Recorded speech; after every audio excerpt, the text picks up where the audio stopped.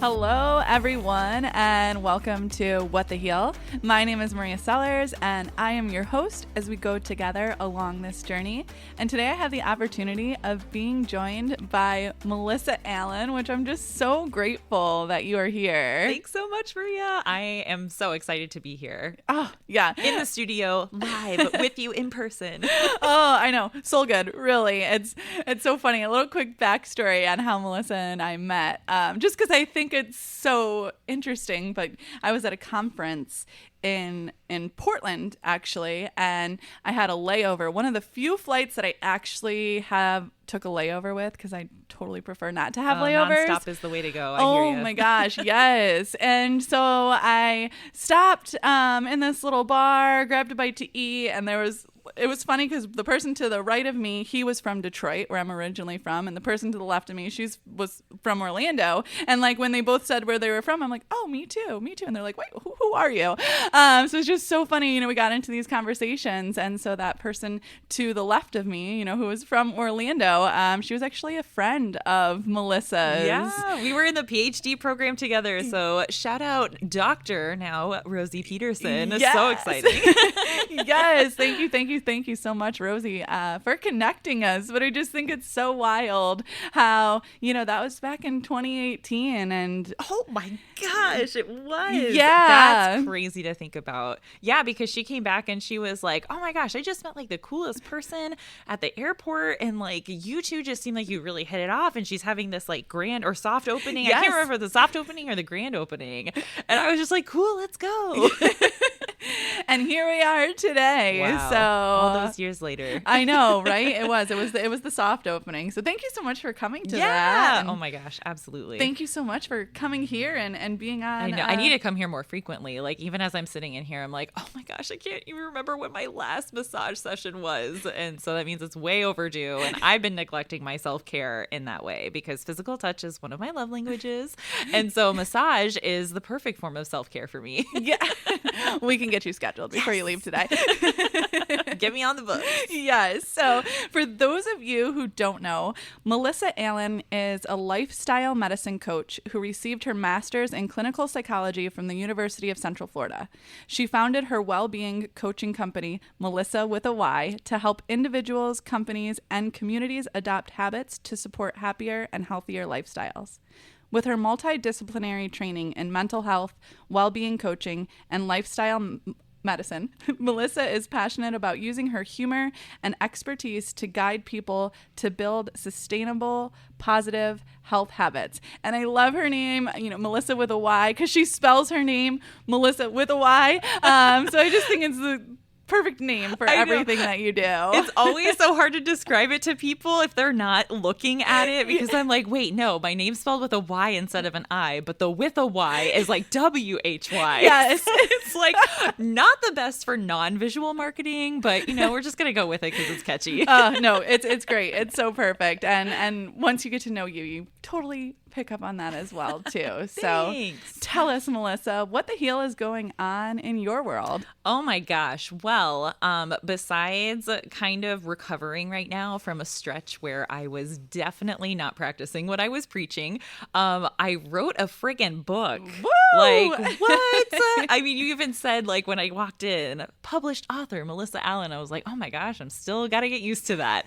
But yes, I did write a book called Healthy Living Doesn't Have to Suck, because one of the things that I personally experienced and through my time working in the mental health world and working in just health and well-being coaching is that I noticed a lot of people have just this thought process about the ways that we should, and I'm using air quotes here, should be living, right?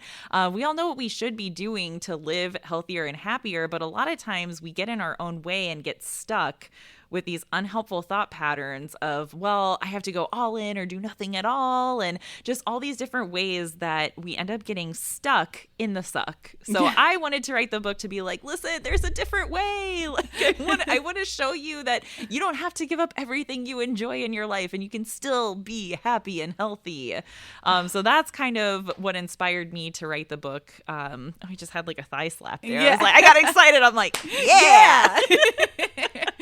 That's a really exciting thing. You should. Yeah. Oh my gosh. But now that it's out in the world, and it just makes me so happy to be able to, see my words on paper. And one of the things that I keep getting feedback about that I'm so happy to hear is people say that when they're reading it, if they have talked to me before, they can hear my voice while they're reading it. But otherwise, people are like, it's just so conversational. Like, it feels like I'm sitting in the room with you. And I was like, yes, that's exactly what I wanted it to sound like. So mission accomplished there. That's going to feel so good. I'm like just having that confirmation, that your message is coming across in the way that you intended. Yeah. Like, what a beautiful thing. And to share that healthy living doesn't have to suck. It doesn't. It doesn't have to. We can choose to do it a different way. And I guess I should also kind of preface the whole lifestyle medicine thing, because that's probably a term that people might not be familiar with. And I just want to start by saying it's not an anti-medication specialty of like medicine in general. It's based on principles that have been around in medicine in terms of healing the body, healing the mind through the ways that we choose to live. So my lifestyle medicine looks at 6 different pillars of health, and I go over that a little bit more in depth in the book. But basically, it's moving our bodies, eating more plants, practicing stress management, getting healthy sleep, building positive social connections. And the last one, which kind of turns people off sometimes, is avoiding risky substances, which includes alcohol. Yeah. So, not trying to say you have to live a sober lifestyle. If you choose to, that's cool. But the title of the chapter is Choose Less Booze, because we're not taught about the parameters around lower risk drinking guidelines. Oh, that's a really big chapter. It sure is. And, so teaching people within like moderation of that, having a better relationship within those things. Yeah. And even when it comes to nutrition, that's always like a big, sometimes controversial, because when you look at lifestyle medicine, if we think about medicine in general, right, there's different dosages that we can take for it. And so lifestyle medicine approaches can be prescribed on a therapeutic intervention level. So you can prescribe food for health. And that usually includes a whole food, plant-based lifestyle, which I know some people like, don't turn off the podcast. I'm not trying to tell you to go vegan or vegetarian, because I consider myself a recovering barbecue addict. I'm a girl who was raised in Texas. And so barbecue is like a food group to me. So even when I first started studying lifestyle medicine, I was like, whoa, let's pump the brakes here. When I used to love barbecue food so much, when I was fully plant-based, I would go get garlic bread just to dip in barbecue sauce. Oh, Maria. To get my barbecue fix. So I am also recovering as well, too. Oh, that's so funny. But yeah, I mean, there's just so many different things that are thrown at us in terms of information that's out there. But the lifestyle medicine approach is really trying to look at optimal health.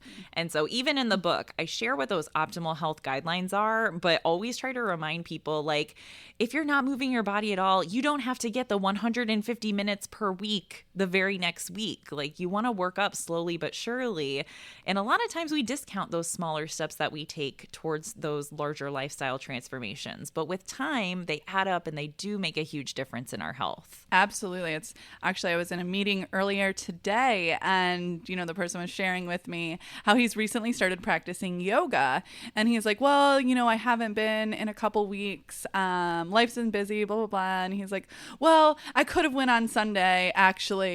But then, I had this going on and that going on, and it was really hard to make the hour to get to the class and then the time to drive there and back. And I'm like, well, you could also pop on a YouTube video and do 15 minutes of yoga, right? Do 10 minutes of yoga, something that's not going to be so intensive within your schedule, but you can still get that action in. It's like we feel like it's got to be this big thing. Exactly. But we can do little things that add up to those big things. Yes. And actually, one of my new favorite studies, I believe it was from the American College of Sports Medicine, it talks about taking exercise snacks.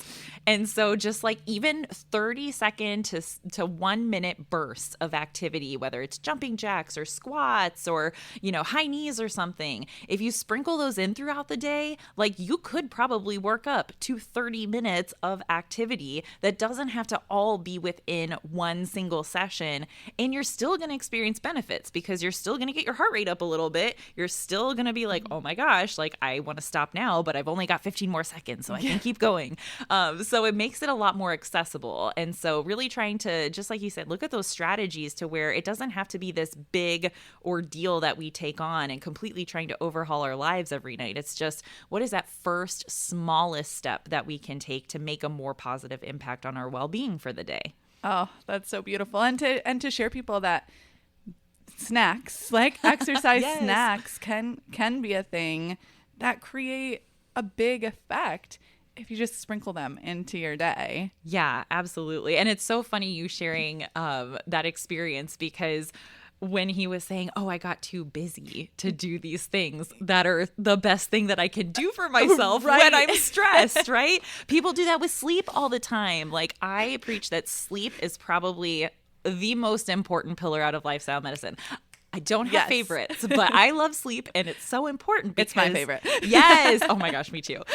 Because when we're talking about, like what the heal, Yes. sleep is what allows our minds and our bodies to heal. And if we don't get that rest overnight, we're going to be putting ourselves on the back burner more and more. And so when we get the busiest, usually sleep is the first thing that we cut out.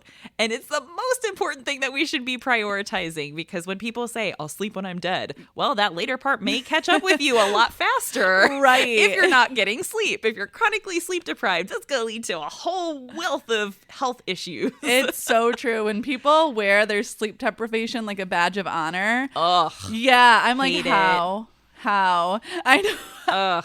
I the can't. worst. Yeah, I'm an 8 to 9 hours a night Girl, me too. person. Yes, like there's nothing getting Yeah. in the way of that for me. It's so funny. And my clock is like I just naturally am up later, Okay. So I feel like I've had to design my life to work around like my sleep schedule so that way I can get the sleep that I want. Yes. Like that is the definition of success to me. Like it's not Yes. a dollar amount. It's I can design my life around the way that I sleep best, Right. and nothing feels better than that. Oh my gosh, that's so true. Oh, I love that. Sleep for success, right? Oh, yeah. There you go.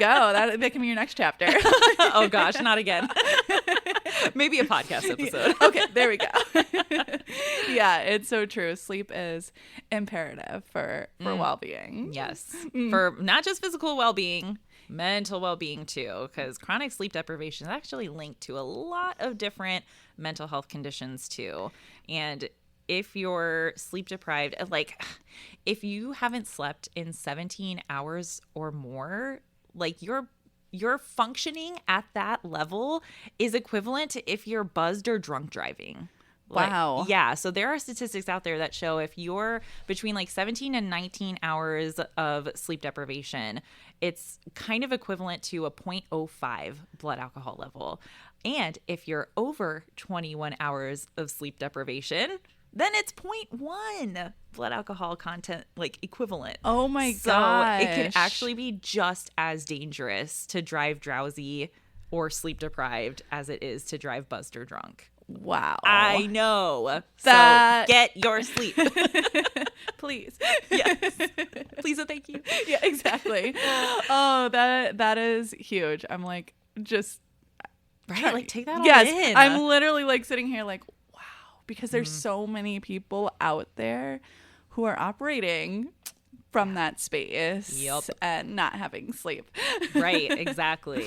And then we wonder why we don't want to go to the gym and exercise and do those things. Yeah, it just leads to this domino effect of us, kind of creating this downward spiral of lifestyle choices. And especially with sleep deprivation, it's so highly correlated with increased stress. Yeah. And then it creates this vicious cycle because when we're stressed, chances are we're going to have sleep problems. And then when we have sleep problems, it's going to lead to us having more susceptibility of stress the next day. We're going to be cranky and irritable. And so then it just goes around and around. So we really have to find ways to disrupt that cycle and get the heck out of it. Yeah, absolutely. And I'm thinking too of like, would the sleep deprivation, impact you? It's going to impact the food choices that Oh, you for make sure. as well too. Mm-hmm. Like Yep. coming into, if you're driving and it's having those impacts on you, then it's probably causing you to make choices in that direction of unhealthier food options. Yes, also. That's so true. Right. And especially for me, I'm a stress eater. So if I'm stressed and sleep deprived, like you can bet I'm going to eat my way to the bottom of a family size bag of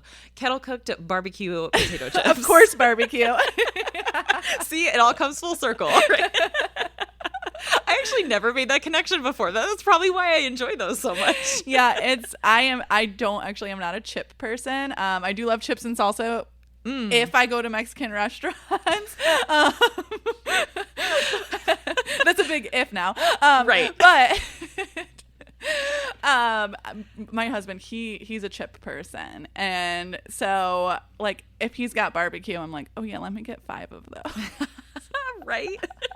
But other than that, have a little snacky snack. Exactly. I'm like, oh, chips. But yeah, there's that full circle because I'm also like, yeah, barbecue, yum. Right. So it's you and me both, girl. Oh yeah. And you're allowed to eat the chips. Yeah. Right? Yeah. Oh, that's one thing that I wish the health and wellness industry would stop doing is just demonizing foods. Yes. And certain food groups and things like that. And now there's like influencers who, don't have any sort of training and any sort of nutritional counseling. And it's just like, well, there's information out there and it's a lot. But yeah, like food is not bad. Yeah. Like even the foods that don't necessarily nourish our bodies, they probably nourish our soul in some way. And so like if you just completely cut those out of your life, you're going to constantly be feeling like you're missing something and you're going to have that fear of missing out and nobody wants to experience FOMO.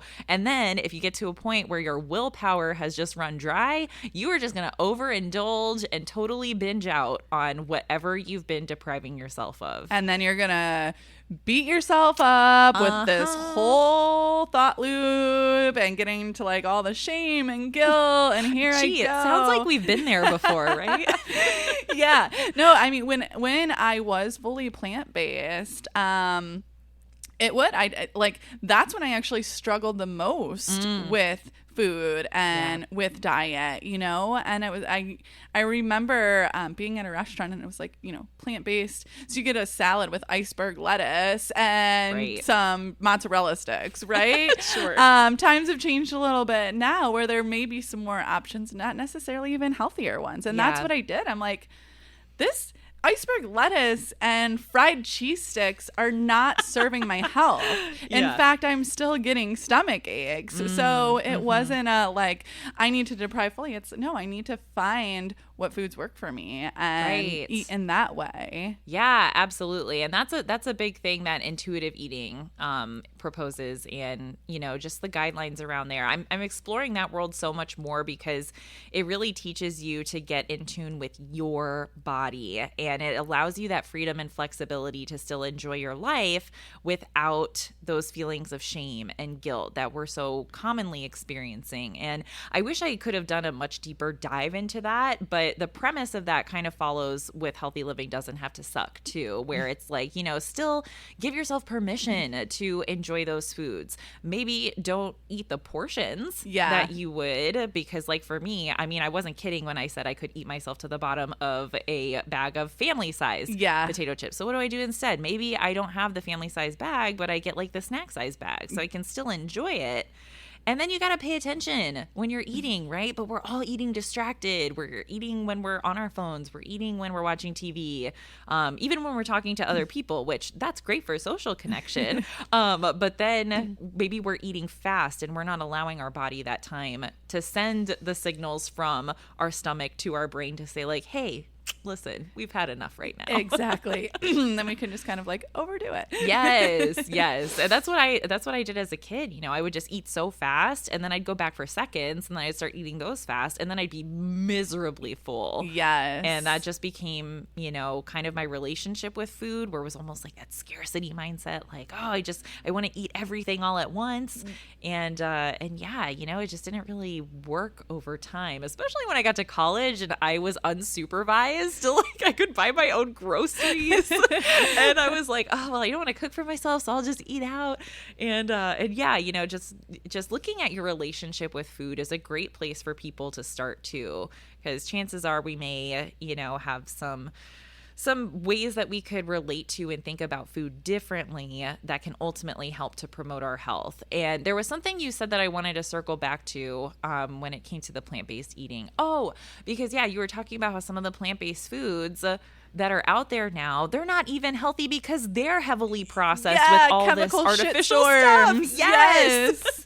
I know. So it's like you think you're making these, healthier options. Like, oh, well, I'm plant-based, so I'm not getting that. But like, no, if those things can be loaded more than other options. Yeah, and all these big companies are jumping on the plant-based bandwagon, and so then it's like, oh, let's just slap the label on it, and people will think it's healthy. And I know that goes for like organic too, and all of that stuff. Whole Foods, right? The whole store. I know. It's like it's called Whole Foods. Everything in there must be great. It's gotta be healthy, right? No, not at all. Right. Yeah, and so it really just boils down to, eating more foods that you can actually recognize, like when they're on your plate, right? So those are going to be a lot of the fruits, the vegetables, nuts, seeds, legumes, whole grains. And then people are like, oh my God, but it's carbs.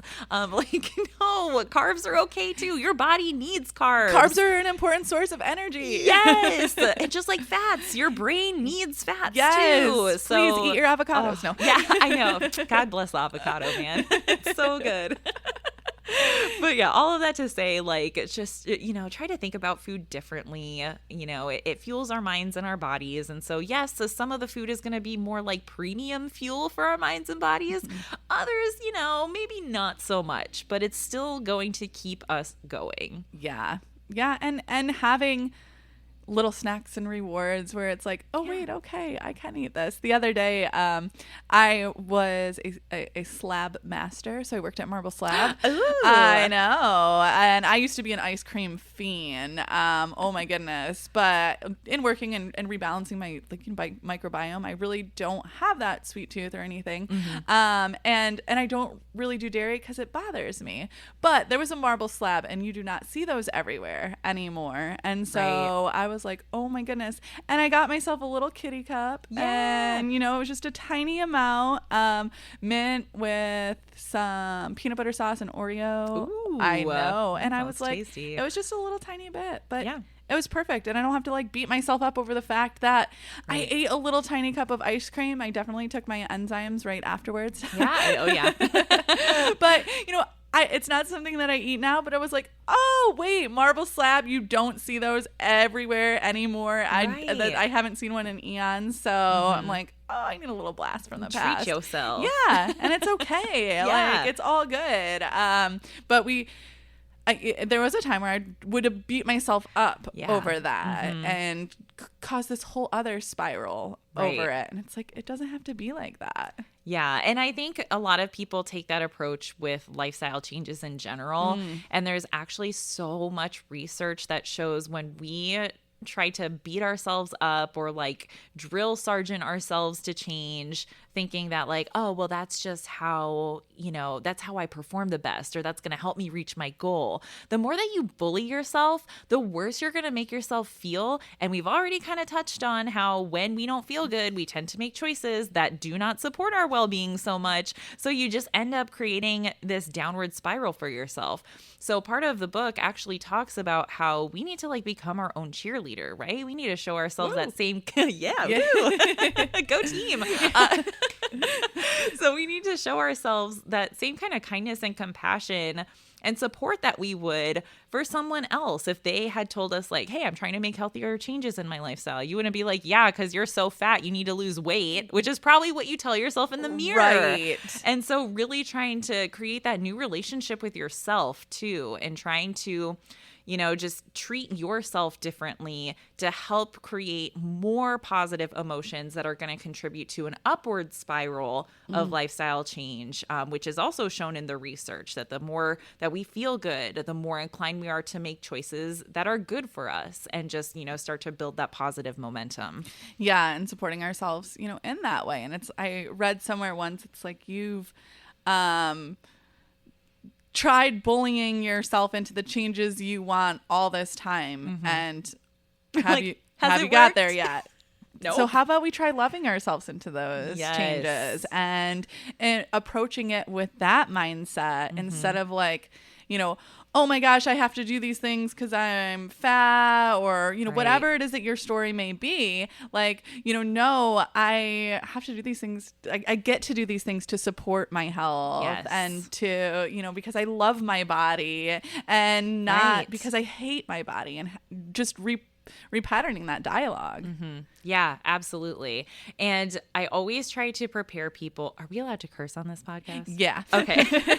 I always try to prepare people. You're gonna fuck up at some point.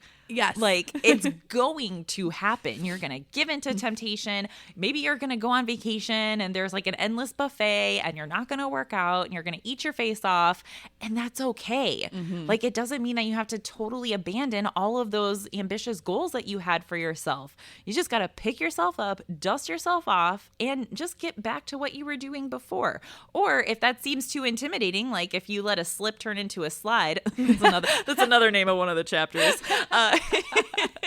Like, you can still get back from that. Like, you can bounce back, and yes, it may take some time, and it may be longer than you would like for it to, but you also built these habits over an extensive period of your life, and they're things that are learned. So the good news is you can unlearn them, but that's also going to take some time too. It doesn't happen overnight. Yeah. And giving yourself that permission to have slips. Yes, slips. And actually to have slides too, right? Right, Because yes. life happens, and there are going to be those periods. Life be lifing. Yep, that's just the way it grows. And so we have to be prepared for that, you know? And most times it's like we get into one of those life happening moments and our practices fall off, and then it's just like, well, there goes that. And here we go. We fall back into those cycles of doom and gloom, and it's like, well, I can't get it right. I fucked up again. I suck. Right. Whatever it is. Yep. And it just becomes this whole thing, and then you get yourself so low. But it's like, no, you could just say, it's okay. I enjoyed my vacation. Right. And now I'm back to it. Oh. That's it. It's that easy? It's that fucking easy.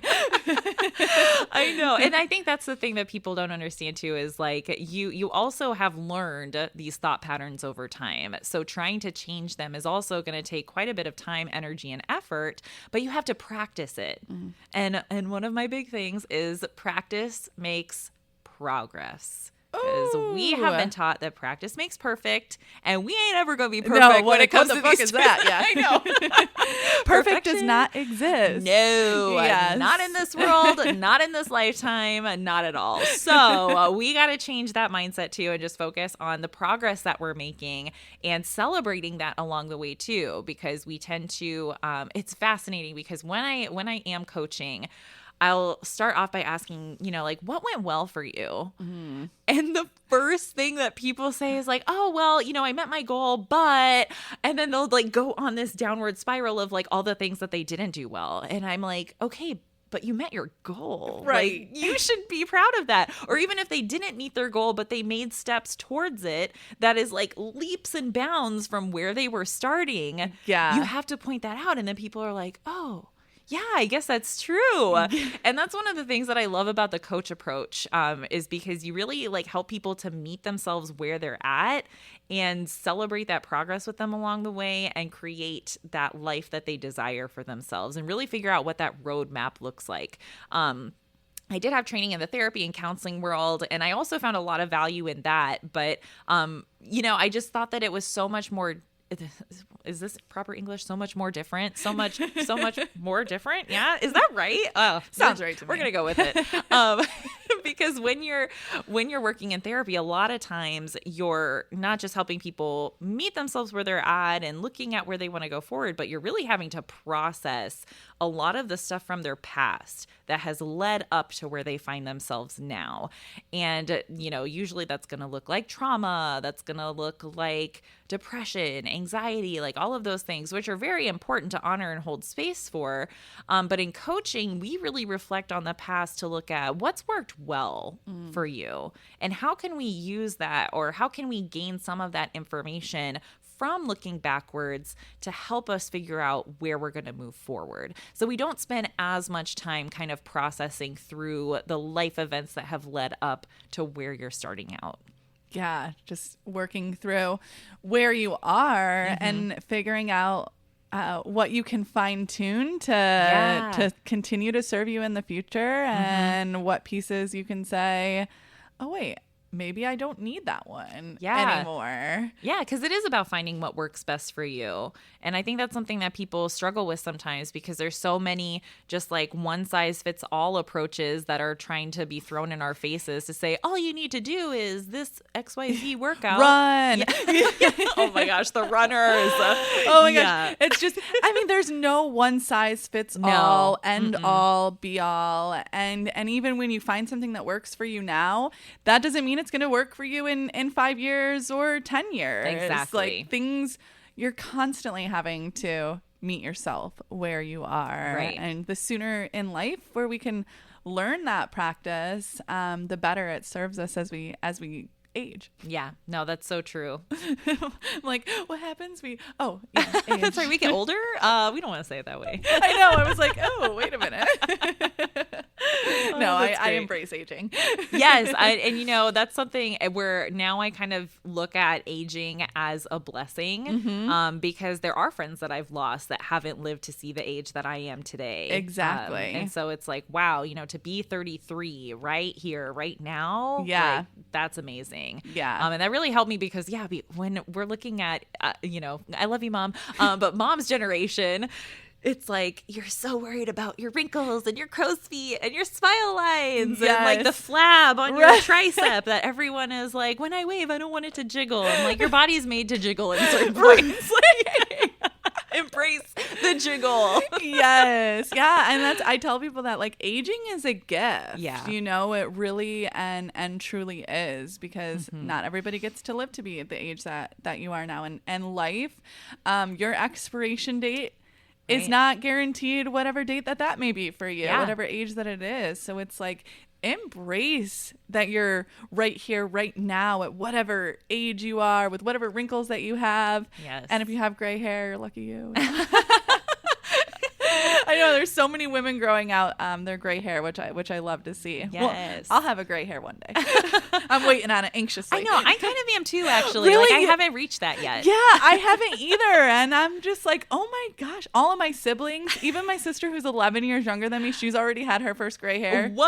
Yes. Oh my and gosh. I still don't have mine. My dad, he has like 4 gray hairs on his whole head. Wow. And he's, 60, and his hair's really dark like yours. My grandma, when she passed away at 90, she just had this one strip of gray hair. Oh, that's cool. all she had. Wow. And I'm like, I think I'm going to take after them, because it's sounding that way. Yeah, it's sounding that way. But, I'm going to celebrate when it gets here. Yeah. And, kind of tying the whole aging back in with lifestyle medicine too, like there are things that we can do now to help us live a longer life, because I've worked in healthcare for quite some time now, and I've started realizing that we're just like dying for longer periods of time. Like when you look at people who are elderly, a lot of times they're so riddled with all these different types of chronic diseases that they're on all these different medications to manage, that like we're really not living a life that we would want to live at those ages. So there's different areas around the world called blue zones, and very similarly to lifestyle medicine, they have like the Power 9, I think they call it.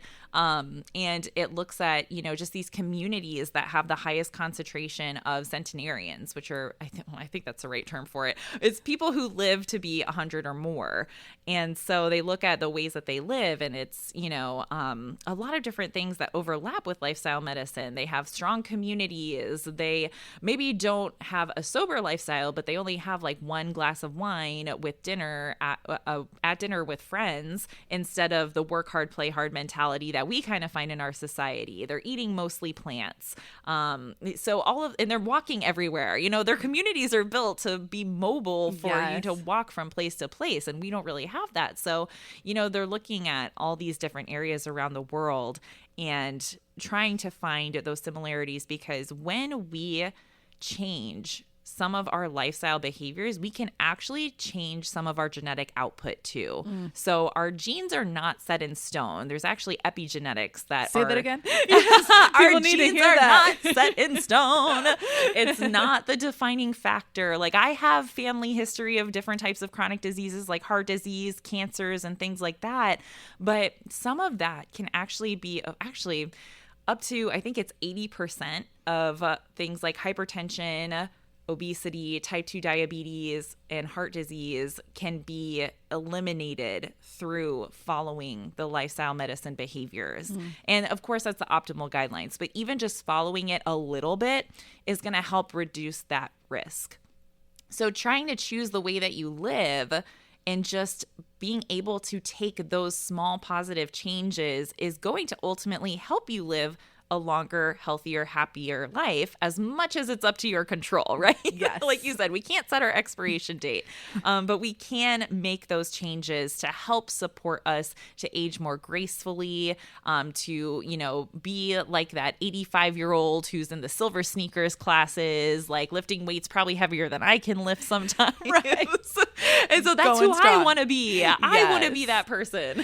Oh my gosh, it's so true. I know I've always told people with the important thing to get regular massage is because you want to be able to put your own underwear on for as long as possible. Yep. Right? Like, we are in this same body, same muscles, same joints, same tendons, same skin, same connective tissue. Right. Like, we need to work with that. And it's not, Yes. you know, what age will your back go out?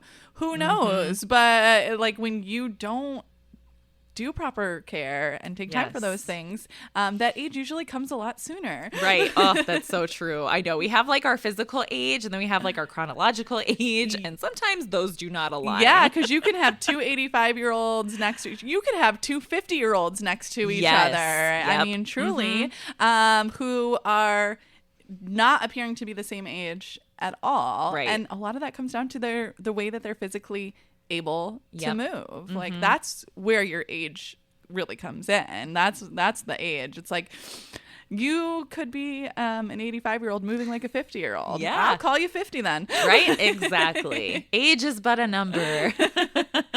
So true. Is it Aaliyah who taught us that? We'll go with it. Oh my gosh. No, that's so... Just the information that you share, the way you bring it forward, I think it resonates with so many people. Yeah, you know, because especially the world that we're living in nowadays, the healthy choice is not usually the easy choice. And we can't rely on motivation and willpower because those are very fickle and they're fleeting emotions, essentially.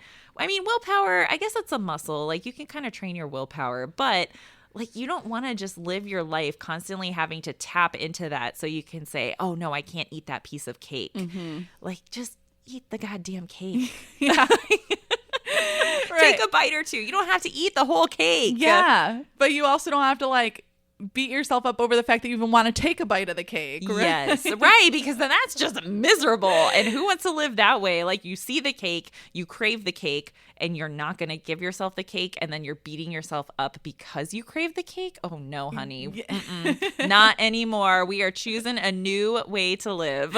Yes, because healthy living doesn't have to suck. It doesn't, y'all. Oh my gosh, I'm so grateful to have you on the show today, and just, you know, to share your light, your message even more. I'm like, thank you. So good. Oh my gosh, I'm so happy to be here. And yes, you know, I hope that your audience will have some awesome takeaways from this. And yeah, I just really appreciate you having me here today, Maria. Oh, absolutely, girl. For the audience, how can they find you? Where can they connect with you at? Yeah, I mean, the easiest place, if you don't want to try to spell out Melyssa with a Y, is just to go to the website, www.healthylivingdoesn'thavetosuck.com. Perfect. Oh, that's super easy. I love it. And I highly recommend, you know, if you've resonated with Melyssa and her message, check her out. She's just a wealth of knowledge. And as I'm sure you can tell, she brings a lot of light to the situation too. So I try. No, girl, you succeed. Ah, thanks. Oh my goodness. And if there's anybody who you know who may resonate with the information shared on this episode, please share it with them as well. And if you haven't already, like and follow us here on What the Heal. We drop new episodes every Thursday. So thank you so much for tuning in, and can't wait to chat with you all next week. Thanks so much. Bye.